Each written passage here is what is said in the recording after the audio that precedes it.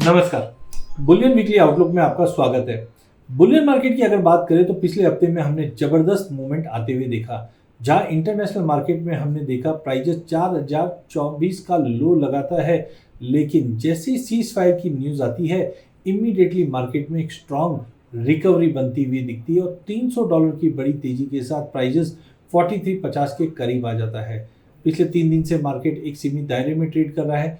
कल रात को जो फेड की बैठक थी उस समय हमने देखा कि गोल्ड में एक जंप आता है 4380 का, बट वो सस्टेन नहीं कर पाता है और मार्केट क्रैश कर जाता है 4220 तक के लेवल में।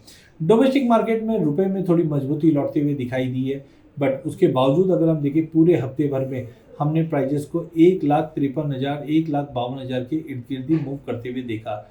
जब जब ये 1,54 के करीब आता है वापस सेलिंग प्रेशर बन जाता है, जो दर्शाता है कि हायर लेवल पे वापस प्रेशर बन रहा है। पूरे हफ्ते भर में हमने देखा वैसे प्राइजेस में 2% की तेजी जरूर आई है, बट सस्टेनेबिलिटी ज़्यादा दिखी नहीं है। टेक्निकली यस शॉर्ट कवरिंग थी, जिसके चलते प्राइजेस पूरे हफ्ते भर में 1,52,000 से 1,54,000 के बीच में कंसोलिडेट करता हुआ दिखाई दिया। RSI 57 के करीब है, जो दर्शाता है मार्केट में स्ट्रेंथ कंटिन्यू बनी हुई है। बट ध्यान रखिए पिछले हफ्ते के जो डेटा आए थे, जहाँ पे हमने देखा कि CPI के जो नंबर है वो 3.8 से बढ़कर 4.2 आए। ECB ने अपनी रेट हाइक की है, उसी को देखते हुए US पे भी प्रेशर काफ़ी ज़्यादा है।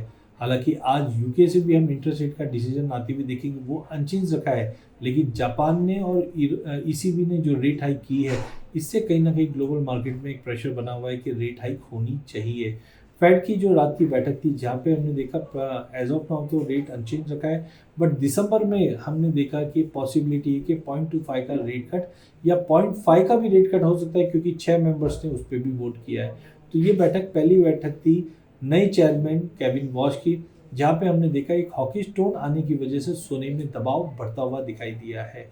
इंटरनेशनल में हमें लगता है जब तक प्राइजेस 4420 के ऊपर होल्ड कर रहा है, 4420 के नीचे होल्ड कर रहा है, ट्रेंड वीक रहेगा। जो डाउन साइड में हमें लगता है कि 4100 से लेकर 4050 तक का लेवल मिल सकता है। वहीं डोमेस्टिक मार्केट में सोने की अगर बात करें तो कल प्राइजेस 1,54,000 के करीब ट्रेड कर रहा था, बट आज हम देख रहे हैं कि मार्केट में गिरावट बढ़ते हुए दिखाई दी है और करीबन 1,52,000 के नीचे आ चुका है।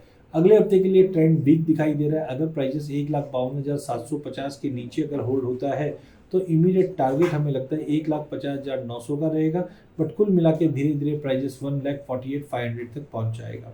वहीं अगर हम सोने के साथ साथ चांदी की अगर हम बात करें तो पिछले हफ्ते चांदी में भी हमने 2.25% की तेजी देखी है।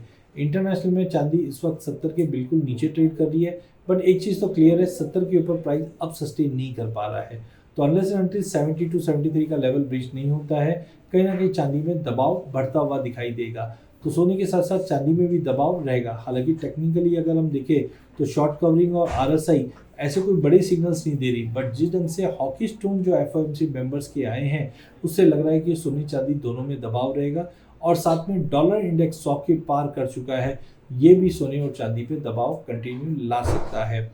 डोमेस्टिक मार्केट में हमने देखा प्राइजेस कल 2,52,000 के भाव पे क्लोज होते हुए दिखाई दी, बट आज मार्केट में बड़ी गिरावट है और प्राइजेस करीबन 2,47,000 के नीचे इस वक्त ट्रेड कर रही है।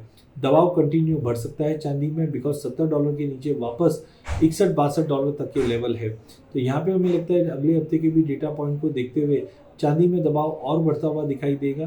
2,47,000 का लेवल ब्रीच करता है तो सेल ऐड कीजिए, 2,51,000 का स्टॉप लॉस लगा के। इमीडिएट टारगेट 2,40,500 का है, बट ये लेवल अगर ब्रीच होता है तो 2,37,000 तक का भी लेवल मिलेगा। तो अगले हफ्ते के लिए सोने और चांदी दोनों में ही गिरावट का रुख रहेगा। लेकिन हाँ, ध्यान रखिए डेटा सेट का, क्योंकि अगले हफ्ते इंपॉर्टेंट डेटा रहेगा UK से मॉनेटरी पॉलिसी जो आज शाम को आ जाएगी।